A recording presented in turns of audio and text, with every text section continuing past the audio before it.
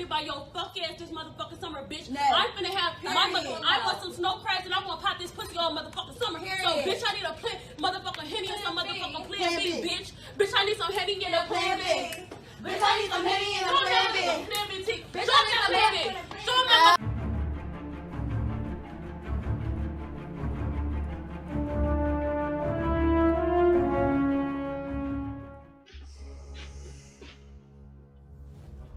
Welcome back to the Anthony Spade channel. Today we're going to be talking about why celebrity feminists are hypocrites.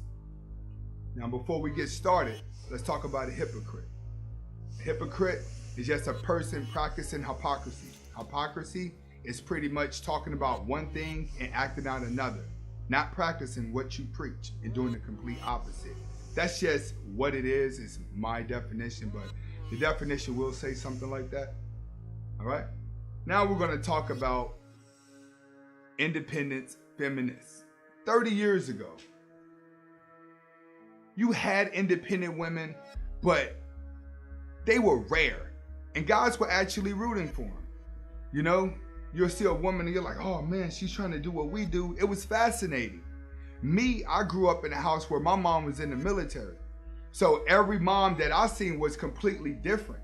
She was nothing like my mom. All the women I seen was sensitive and they were raising children, staying at home. My mom was going to work, doing the same thing as a man. So I seen independence out of a woman at an early age. I grew up with it, that the submissive woman was not common to me, even though that's what my mom was teaching me to be with, was a submissive woman. My mom was never teaching me to be with a feminist or a independent woman. She always told me to be with a submissive woman.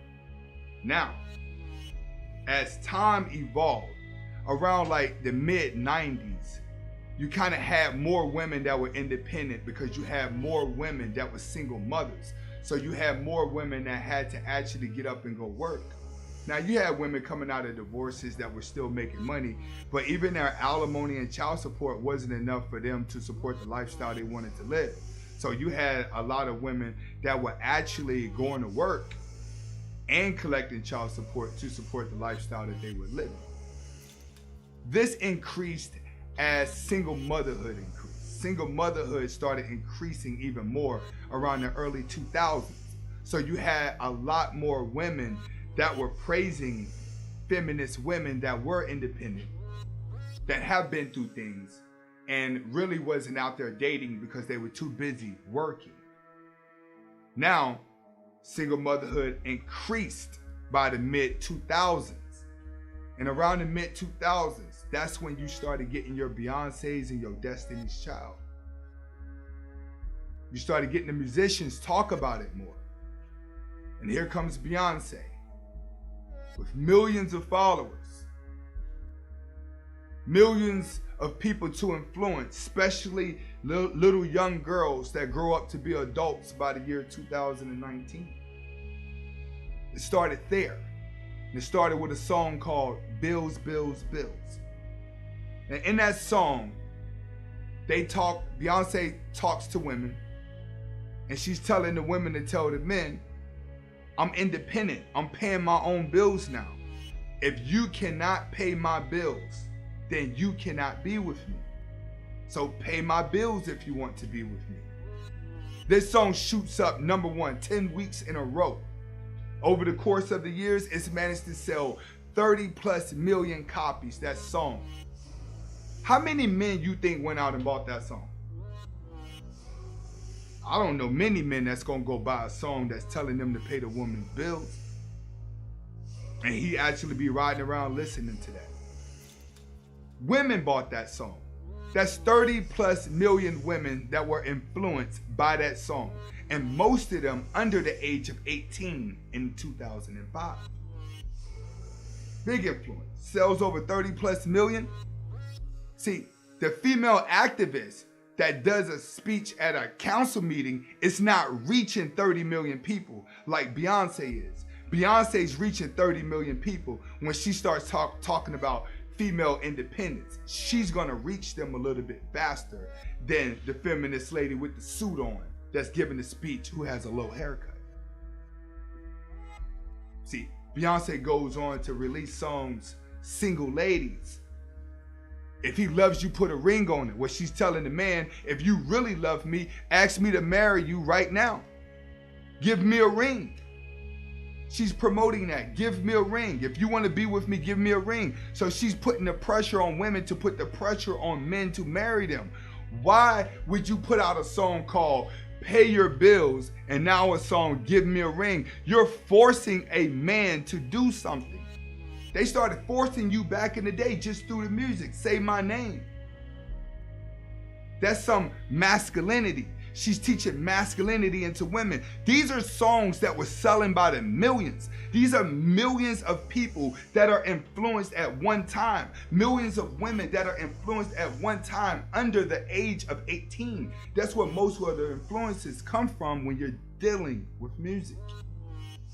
The youth is always the first to be influenced. Feminism wasn't as high as it was as it is now. You have to understand, it started somewhere. And one of the biggest influences started within the music.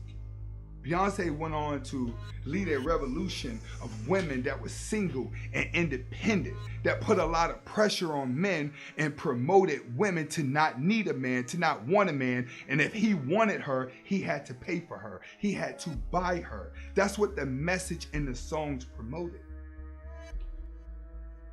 But as Beyonce got married, and her and Jay-Z run along and start doing their career, and she starts fading to the back end, it opened up lane for another woman to come through and continue the revolution of independence, female empowerment, Nicki Minaj. Now, Nicki Minaj, another influencer. Another big influencer. Once again, there's not no feminist that has put on a suit with low hair at one of these conferences, gave a speech that did any influence compared to Nicki Minaj and Beyonce. See, when Nicki Minaj came to the scene, she was a little bit trashier. She was a little bit more sluttier than Beyonce, because Beyonce killed her on the looks. There was no way Nicki Minaj was gonna outdo Beyonce when it came to the looks. So she had to outdo Beyonce in other ways in order to deliver the message. So she decided to be a little bit more sluttier, but still spoke just like Beyonce. But the difference is, Nicki Minaj was a little bit more masculine. So she represented the girl at the job that could talk like a man, walk like a man, be just like a man. The only firefighter, the only woman firefighter. You know, the only girl at the police department. You know what I mean? She's one of those. She's the only girl at the construction site.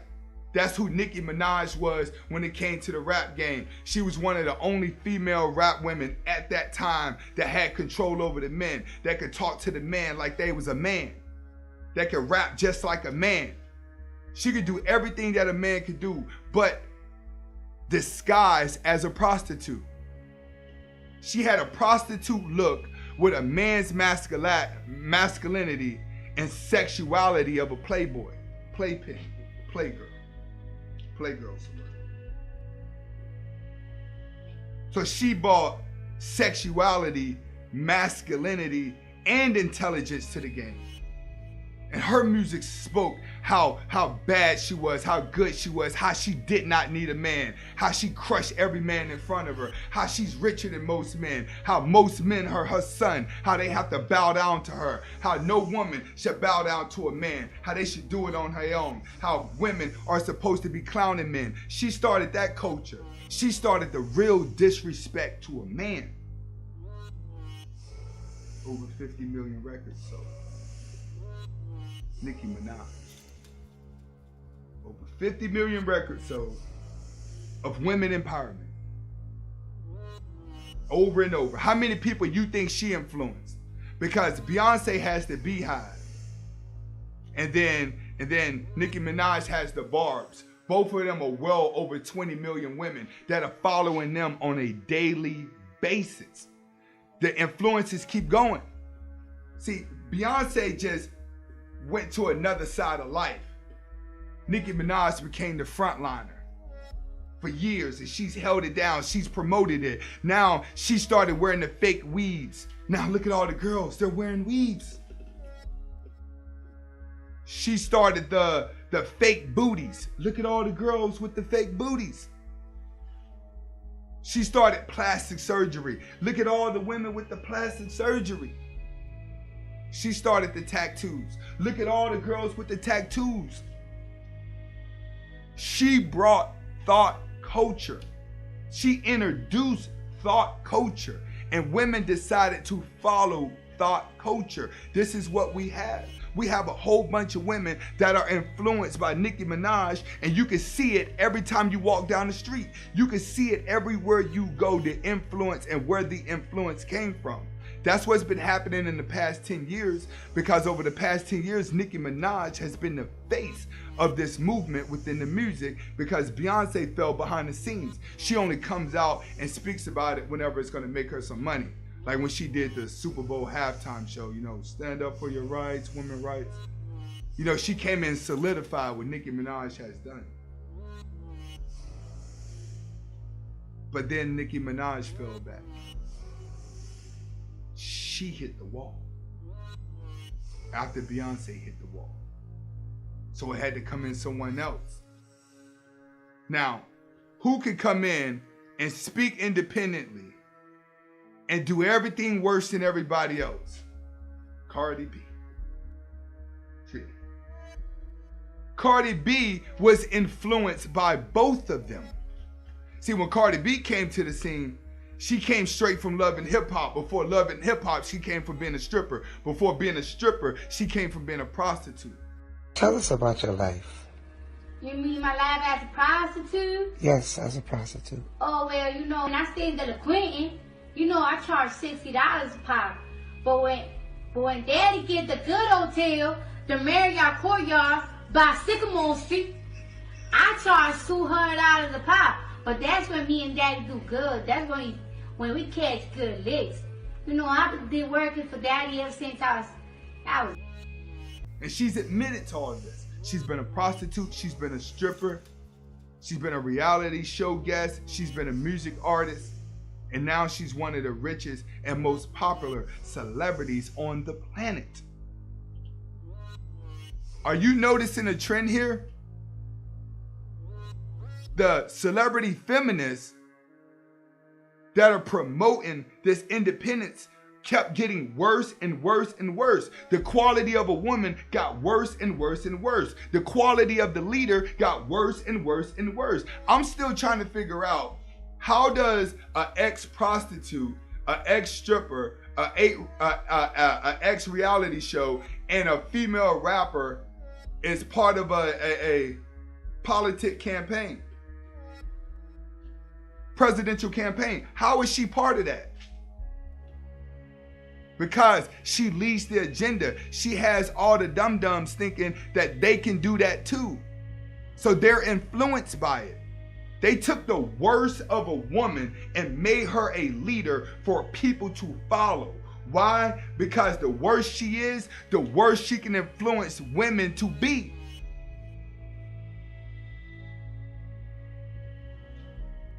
See that?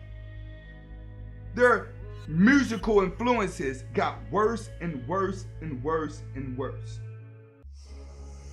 Now, one thing that I didn't do at the beginning of this video that I should did was tell you the percentage of a woman that I thought this was.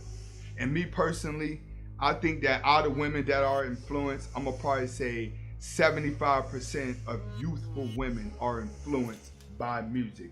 Music has a lot of influences over them. But these are the main 3 female celebrities with millions of followers that have sold millions of records promoting this lifestyle. They have reached a broader audience than any of those female activists that put on a suit and go give a speech. They're only reaching, you know who they're reaching? They're reaching housewives that want to be like them, but them housewives ain't dumb because they too old. They're like, man, I've been with my husband 50 years. I ain't going nowhere, but it's cool to listen to her. and then a couple little single girls that are out here running around that eventually gonna hit the wall and crack anyway. Most of these women are not gonna stay feminists. They're going to crack. But you have a good amount of women that are not gonna be able to crack and still get a husband. See, even though the quality of the celebrity feminist musician that's doing influences got worse, they all have one thing in common that other girls that they influence would not have in common with them, is that they're all married. They're all married. See, Beyonce's married to Jay-Z. She's made so many songs about how women should act, and if the man ain't doing it, she should leave him. But she's made so many songs about how Jay-Z cheated on her, especially with the Becky. Remember how she caught him cheating with the white girl? She's made plenty of songs talking about how she's not leaving her husband, even though he cheated. The same thing, most women are gonna divorce you and take everything for her. She didn't leave him because she sees the value. She see if she leaves, she'll be replaced very soon, very quickly, very fast. She sees the red pill in Jay-Z. She's infatuated with that.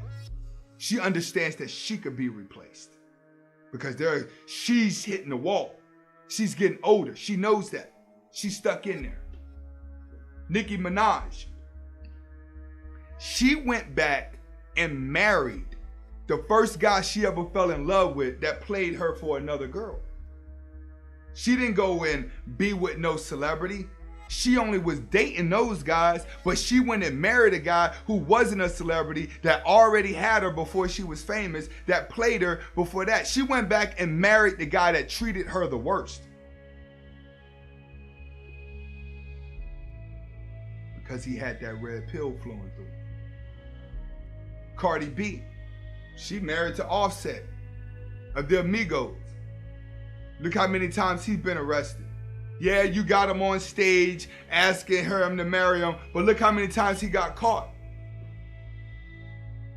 Look how many times he got caught cheating. And then they had to keep their career. They're just putting on an act.